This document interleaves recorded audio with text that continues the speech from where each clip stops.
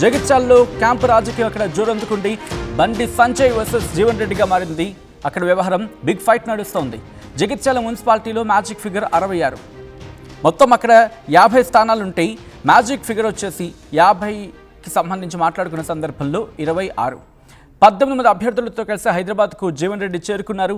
2 MIM 2 ఇండిపెండెంట్స్తో కలిపి MLA Sanjay వర్గంలో in fact అక్కడ సంబంధించి మాట్లాడుకున్న సందర్భం అంటే 18 అభ్యర్థులతో కలిసి హైదరాబాద్కు జీవన్ రెడ్డి చేరుకున్నారు.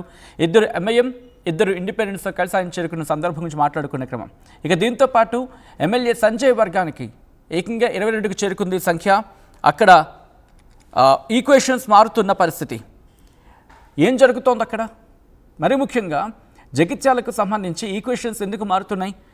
50 సీట్లకు సంబంధించి మాట్లాడుకునే క్రమంలో కాంగ్రెస్కి సంబంధించి 23 స్థానాలు, అలాగే బీఆర్ఎస్కి 4, బీజేపీకి 5గా మాట్లాడుకునే క్రమంలో అక్కడ ఈక్వేషన్స్ ఎందుకు మారుతున్నాయి? డీటెయిల్గా మాట్లాడుకునే ప్రయత్నం చేద్దాం. మా ప్రతినిధి చంద్రశేఖర్ అప్డేట్స్ అందించేందుకు సిద్ధంగా ఉన్నారు. చంద్రశేఖర్, చాలా ఇంట్రెస్టింగ్గా మారుతోంది వ్యవహారం. ఆఫ్ కోర్స్ కాంగ్రెస్కి బలం గట్టిగానే కనిపిస్తోంది అక్కడ, బట్ ఈక్వేషన్స్ ఎందుకు మారుతున్నాయి? అక్కడున్న సాధ్యాసాధ్యాలు ఏంటి?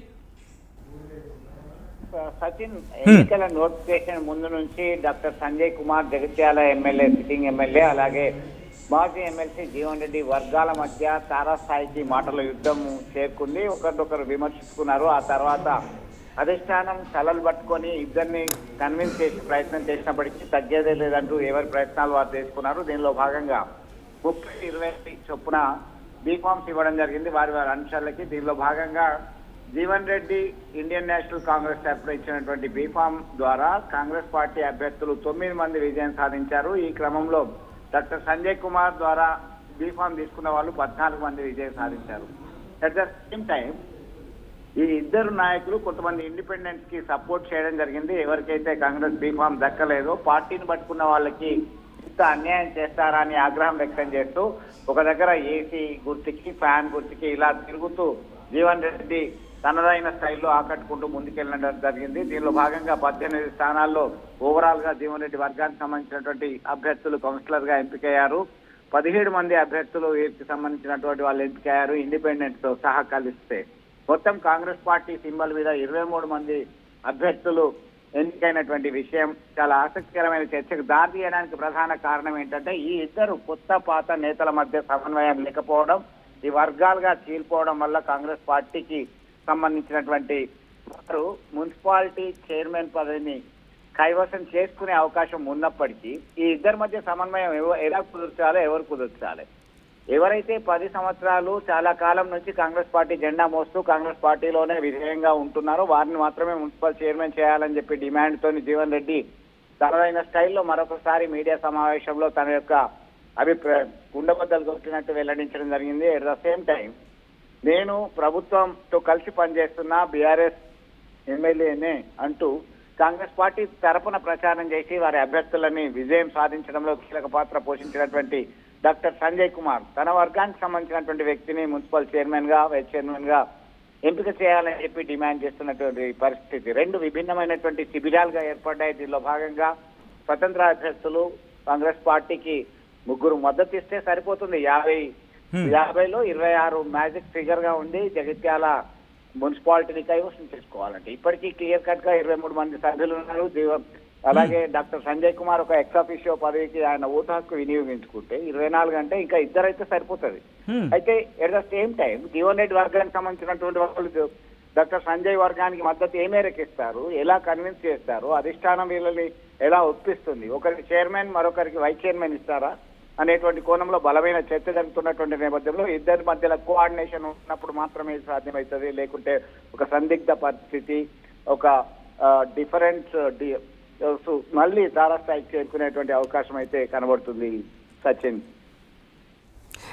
అంటే ఇక్కడ క్లియర్ కట్గా కాంగ్రెస్కి ఒకసారి క్లారిటీ ఇచ్చే ప్రయత్నం చేద్దాం చంద్రశేఖర్. దాదాపుగా ఇక్కడ కాంగ్రెస్కి మెజారిటీ అంటే ఎక్కడ కూడా ఛాన్సెస్ కనిపించట్లేదు అనుకోవడానికి కూడా లేదు. ఎందుకంటే మాట్లాడుకున్న సందర్భంలో 23 స్థానాలంటే కనుక ఇక్కడ ఇండిపెండెన్స్కి సంబంధించి ఒక 15 మంది ఉన్న సిచ్యువేషన్ కనిపిస్తోంది. కాబట్టి పోనీ ఇంకా మహా అయితే కావాల్సిన వాళ్ళకి 3 మాత్రమే. కానీ ఇండిపెండెంట్లు పూర్తిగా బీఆర్ఎస్ వైపు ఉన్నారా? లేదు, ఇక్కడ ఇండిపెండెన్స్ అభ్యర్థులందరూ కూడా బీఆర్ఎస్ వైపు మద్దతు ఇవ్వట్లేదు. ఎందుకంటే మనకి కాంగ్రెస్ పార్టీ బీఫామ్ ఇవ్వాలంటే 50 స్థానాల్లో తమ యొక్క మద్దతుదారులు ఉంటారు, కార్యకర్తలు ఉన్నారు, అందరికీ ఇవ్వాలి అని చెప్పి నేను ఇస్తా అని చెప్పేసి అక్కడే స్టార్ట్ అయింది ఈ మున్సిపల్ ఎన్నికల నేపథ్యంలో. అయితే తర్వాత వీళ్ళిద్దరి మధ్యలో ఒక సమన్వయం ఉండేలా చూసుకున్న అప్పటికి కూడా ఆయన కన్విన్స్ కాలేదు. జీవన్ రెడ్డి తనకి ఇచ్చినటువంటి 20 స్థానాల్లో బీఫామ్స్ ఇచ్చినప్పటికీ ఆయన సంతృప్తి వ్యక్తం చేయలేదు. అయినప్పటికీ మిగతా ప్రాంతాల్లో జీవన్ రెడ్డిని నన్ను నమ్ముకున్నటువంటి వాళ్ళు అన్యాయం చెందడానికి వీల్లేదు కాబట్టి స్వతంత్ర అభ్యర్థులుగా బరిలో ఉంటారు, వారి తరఫున ప్రచారం చేస్తా అని చెప్పి అదే పంతాన్ని ఆయన నెగ్గించుకున్నారు. దీనిలో భాగంగానే ఒకవైపు ఆయన స్వయంగా బీఫామ్ ఇచ్చిన వాళ్ళు, అలాగే స్వతంత్ర అభ్యర్థులుగా ఉన్నప్పుడు వారికి మద్దతు ఇచ్చిన వారిని గెలుపొందించడంలో కీలక పాత్ర జీవన్ రెడ్డి పోషించారు. దీనిలో భాగంగా ఇటు 17 స్థానాలు, ఆల్మోస్ట్ 18, 17 డాక్టర్ సంజయ్ కుమార్ అదే మెథడ్ ఫాలో అయ్యారు, జీవన్ రెడ్డి అదే మెథడ్ ఫాలో అయ్యారు. దీనిలో భాగంగా భారతీయ జనతా పార్టీకి ఒక 6 స్థానాలు వచ్చాయి, భారత రాష్ట్ర సమితికి 4 స్థానాల్లోనే విజయం సాధించడం జరిగింది, ఎంఐఎంకు 2 స్థానాల్లో విజయం సాధించడం జరిగింది, బీజేపీ రెబల్స్ సైతం ఇక్కడ 3 స్థానాల్లో విజయం సాధించడం జరిగింది. దీనిలో పార్టీ అధిష్టానం కన్విన్స్ చేస్తే కనుక కేవలం 3 సభ్యులని వారి మద్దతు తీసుకోవడం పెద్ద ప్రాబ్లం కాదు, అక్కడ సమస్యనే కాదు. ఎందుకంటే 23+1+2 2 స్థానాలు అయితే సరిపోతుంది, వాళ్ళని తీసుకునేటువంటి అవకాశం ఉంది.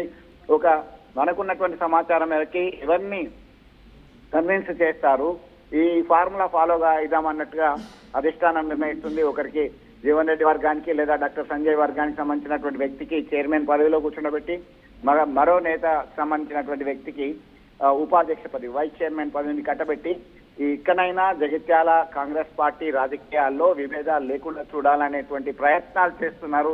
ఈ ప్రయత్నాలు ఎంతవరకు సఫలీకృతం అవుతాయనేది వేచి చూడాల్సిందే. Sachin, alright, thanks for the update Chandrasekhar. మొత్తం అయితే మాత్రం జగిత్యాలలో క్యాంపు రాజకీయం జోరందుకుంది. అక్కడ సంజయ్ కుమార్ వర్సెస్ జీవన్ రెడ్డిగా మారింది వ్యవహారం. ఇద్దరి మధ్య బిగ్ ఫైట్ నెలకొంటోంది. జగిత్యాల మున్సిపాలిటీలో మ్యాజిక్ ఫిగర్ 26 సీట్లు, 18 మంది అభ్యర్థులతో కలిసి హైదరాబాద్కు చేరుకున్నారు జీవన్ రెడ్డి. 2 ఎంఐఎం, 2 ఇండిపెండెన్స్తో కలిపి ఎమ్మెల్యే సంజయ్ వర్గంలో 22కు చేరింది ఆ సంఖ్య అంటే అర్థం చేసుకోవచ్చు. ఈ నేపథ్యంలోనే కాస్త టఫ్ ఫైట్గానే కనిపిస్తోంది. ఏం జరగబోతుందనేది ఆసక్తికరంగా మారింది. అసలైన తొలి వెలుగు. ఫాలో వాట్సాప్ @తొలి వెలుగు అఫీషియల్.